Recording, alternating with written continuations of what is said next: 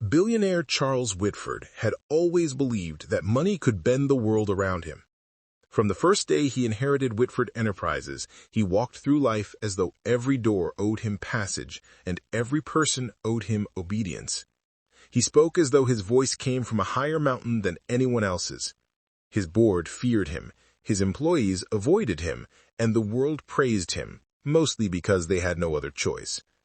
The tabloids called him the Titan of Steel, the King of Power, and sometimes even the man who owns the sun, as if the entire world orbited around his wealth, and Charles believed every bit of it. In the quiet corner of his mansion lived a woman whose life was the complete opposite. Amina, a black nanny in her mid-50s, had come from a small village where people valued community more than material wealth. She had raised her children with the kind of love that didn't need riches to flourish. She had worked for the Whitfords for almost 7 years, caring for Charles's daughter, Lily, since the girl was still wobbling through her first steps. Amina's presence softened the mansion. She hummed while she worked, woke early to prepare Lily's clothes, organized the playroom, cooked simple meals because Lily hated fancy dishes, and sat with her at night telling gentle stories about constellations and brave women and faraway lands. She treated Lily like one of her own grandchildren. She worked with grace and humility no matter how heavy the day felt. Charles never appreciated any of it. To him, Amina was simply another nameless employee. He barely looked her in the eye. Whenever he spoke to her, his words were sharp, cold, and often laced with a prejudice he never bothered to hide. If she made even the slightest mistake, misplacing a file, missing a call, forgetting to refill his coffee exactly the way he liked, he lashed out. He barked orders as though she was beneath him. Sometimes he muttered comments under his breath, comments he believed she didn't hear, comments about her skin, her accent, her background. Each word sliced at her spirit like a hidden blade. The worst part was that Amina needed the job desperately. Her son had passed away years ago, and she had 2 young grandchildren who depended on her income. Every month she sent money home, tightening her own needs so they could eat, attend school, and stay safe. She could not afford to leave, no matter how deeply Charles's cruelty burrowed into her heart. And so she endured everything in silence, swallowing her tears, whispering quiet prayers in the bathroom whenever she felt overwhelmed. Lily, however, saw everything. Children notice more than adults assume. She saw the way Amina flinched whenever her father approached. She saw the sadness in Amina's eyes when Charles scolded her for no reason. She saw the way Amina forced a smile as if nothing ever hurt. And Lily began to distance herself from Charles, clinging instead to the warmth that Amina provided. One cold winter evening, the event that would change everything unfolded. The snow fell softly outside as the mansion glowed with golden lights, preparing for yet another corporate gala. Guests were arriving, photographers waited outside, hoping to capture Charles with his trademark confidence. Inside, Charles was pacing the hall, furious because he could not find a small leather-bound notebook, one Amina had carefully placed on the dining table earlier. "Where is the damn thing?" he snapped. Amina walked in quietly, rubbing her palms nervously. "Sir, I placed it on the—" "Don't talk unless you're certain," he interrupted loudly. "God, you people can't do anything right." She lowered her eyes. "Sir, it's on the—" He brushed past her harshly, so forcefully that she stumbled backward. Before she could regain her balance, he turned sharply, grabbed her by the arm, and pulled her toward him. "Do you even understand basic instructions?" he yelled, his face inches from hers. Amina's knees trembled as she tried to steady herself. Lily, watching from the staircase, gasped. Before Amina could respond, Charles shoved her away, releasing her arm abruptly. Her foot slipped on the polished marble floor, and she fell backward. The sound echoed through the hallway. A sickening silence followed. Amina's back hit the ground hard, and she winced in pain, her breath catching. Lily ran down the stairs, tears spilling immediately. "Amina!" she cried, kneeling beside her, touching her shoulder gently. Charles froze, suddenly realizing Lily had seen everything. But instead of apologizing or showing remorse, he scoffed and muttered, "Maybe next time she'll learn." The housekeeper, the security guard, and a few service staff members witnessed the scene. Their eyes widened in shock. The security guard, in particular, knew what he had to do. Charles had a history of mistreating workers, and the world had turned a blind eye for too long. With trembling hands, he saved the footage, uncertain of what would come next, but knowing someone needed to protect the innocent. Amina didn't speak. She simply sat there fighting back tears as Lily held her tightly. She did not cry from the pain of the fall, but from the humiliation. Years of quiet suffering coming together in one brutal moment.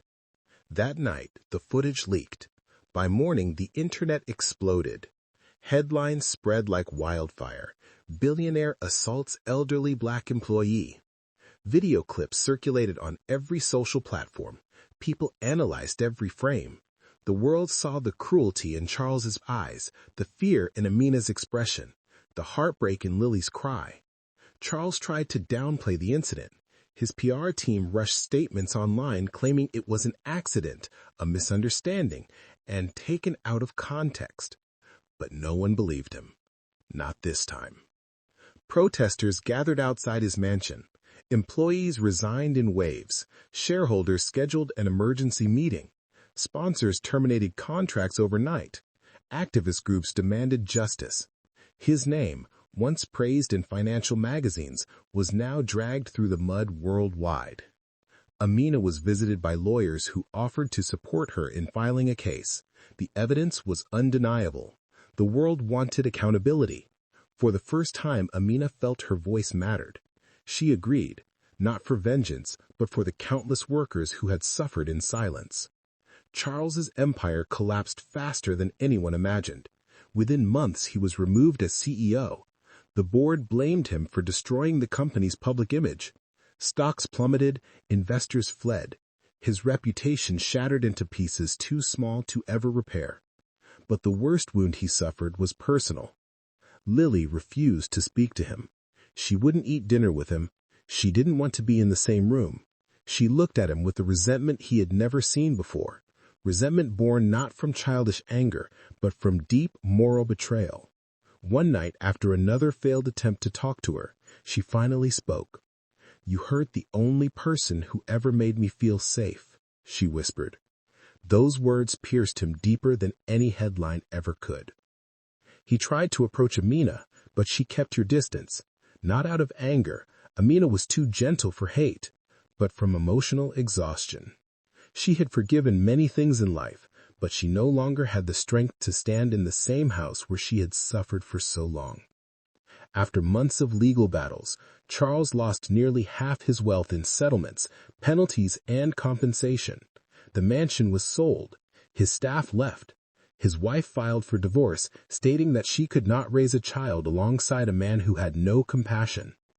Charles moved into a small, empty apartment overlooking a gray street. No servants, no drivers, no assistants. He cooked his own meals, cleaned his own space, and woke up every day to silence. A silence that reminded him of everything he had lost. He tried to distract himself with old business journals, but every time he saw his own name, shame like a heavy shadow consumed him. Sometimes he walked past playgrounds where nannies watched over children. Every time he saw someone who reminded him of Amina, someone patient, gentle, working hard to give a child a better life, his chest tightened. No amount of money could erase the memory of her lying on the marble floor, her eyes filled with pain and resignation. Meanwhile, Amina found peace. With the settlement money, she returned home for a short while to visit her grandchildren, wrapping them in long, emotional hugs. When she came back to the city, she used part of the funds to open a small daycare center. Bright colors decorated the walls. Shelves were filled with children's books, puzzles, and stuffed animals. Laughter echoed daily. She named it Hope's Garden, explaining to those who asked that she wanted children to grow in a space watered with kindness, not fear. Whenever people asked about Charles, she would shake her head and simply say, "Bitterness is too heavy for my spirit." She refused to let hatred take root. She had lived through too much to let one cruel man define her story. Charles, alone in his apartment, sometimes read news stories about her daycare center. He felt a strange mixture of pride, regret, and shame. He knew she had risen above the pain he caused. He knew she had built something beautiful from her suffering. And he knew he would never have the chance to apologize in a way that could heal the past. His downfall became a lesson in countless discussions, classrooms, and online forums: how power can corrupt, how prejudice can destroy lives, and how dignity can rise even from the darkest places. He became a cautionary tale, a reminder of the dangers of ego and the importance of treating every human being with respect. Years later, as he walked down a busy street and passed by a poster promoting Hope's Garden Daycare, he paused. For a long moment, he stared at the smiling children on the poster. His eyes softened, and for the first time in a very long while, he whispered something so quietly that only the wind could hear. "I'm sorry." But apologies whispered into the air never reach the people they are meant for. Amina continued to live a peaceful life surrounded by laughter, community, and love. Charles lived in the shadow of his mistakes, learning daily that money could never protect a man from the consequences of his own heart. And that is the story of how a billionaire lost everything, not because of poverty, but because of pride, and of how a humble nanny gained everything because of her strength. Subscribe to Casey Tales for more stories that touch the soul.